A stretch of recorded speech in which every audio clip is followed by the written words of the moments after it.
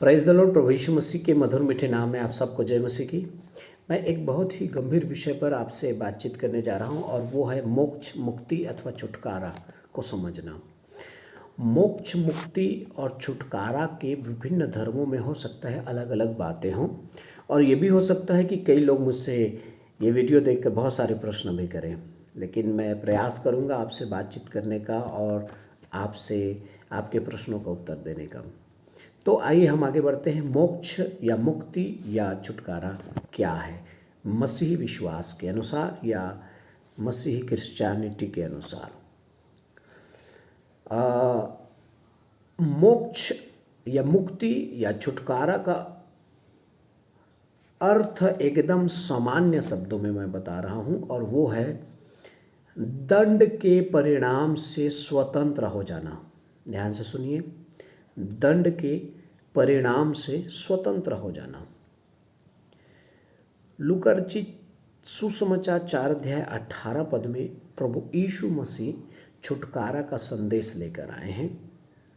Romeo 6 अध्याय उसके 16 पद के अनुसार मैं आपके लिए ये पद पढ़ना चाहूँगा। रोमियो 6 अध्याय 16 पद के अनुसार, क्या तुम नहीं जानते कि जिसकी आज्ञा मानने के लिए तुम अपने आप को दास होने को सौंप देते हो उसी के दास हो, चाहे पाप के जिनका अंत मृत्यु है, चाहे आज्ञाकारिता का जिनका अंत धार्मिकता है।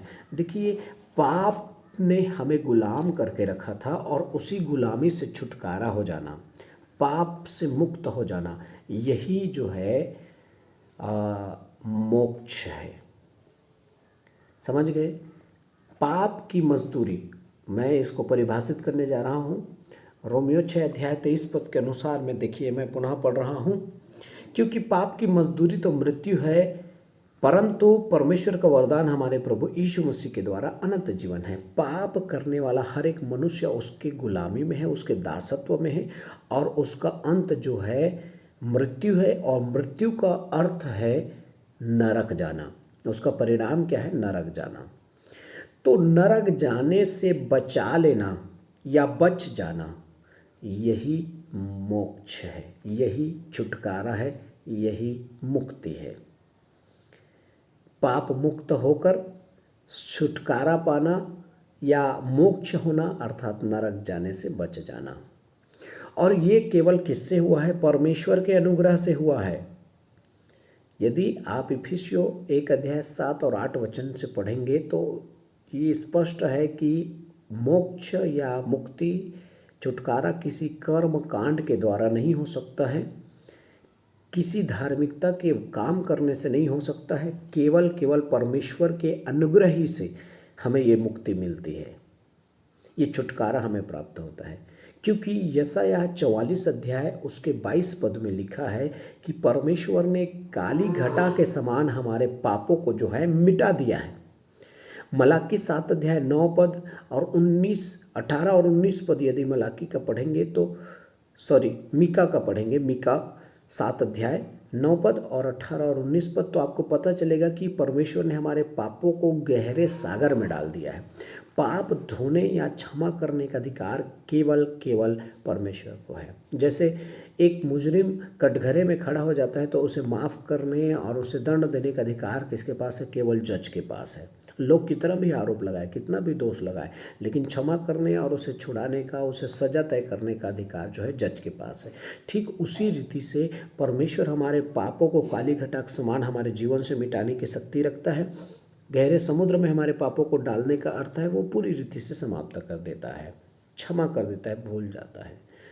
और याद रखिए, यूहन्ना 8 अध्याय 32 पद में लिखा है कि सत्य को जानोगे और सत्य तुम्हें स्वतंत्र करेगा। सत्य कौन है? मसीह यीशु है, और वही आपको और मुझे इस पाप भरे जीवन और मृत्यु और नरक जाने से बचाने की शक्ति रखता है। इसलिए स्वतंत्रता केवल मसीह दे सकता है, छुटकारा केवल मसीह के पास है। सबूत क्या होगा जब आप जो है उद्धार पा चुके हैं या मोक्ष पा चुके हैं, मुक्ति पा चुके हैं, छुटकारा पा चुके हैं?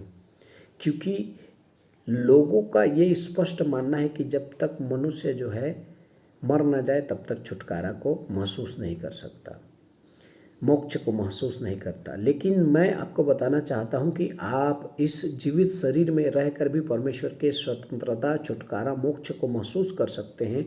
और वो क्या है? दूसरा कुरिन्थी 5 अध्याय 17 पद, यूहन्ना सुसमाचार 3 अध्याय 3 पद, पहला पतरस अध्याय 1 और 23 वचन के अनुसार यदि आप पढ़ेंगे तो आपको पता चलेगा कि ये अद्भुत शांति का जीवन और नया मनुष्य बनने का जो स्वभाव है वही हमारे उद्धार या मोक्ष या मुक्ति या छुटकारा पाए हुए व्यक्ति का सबूत है।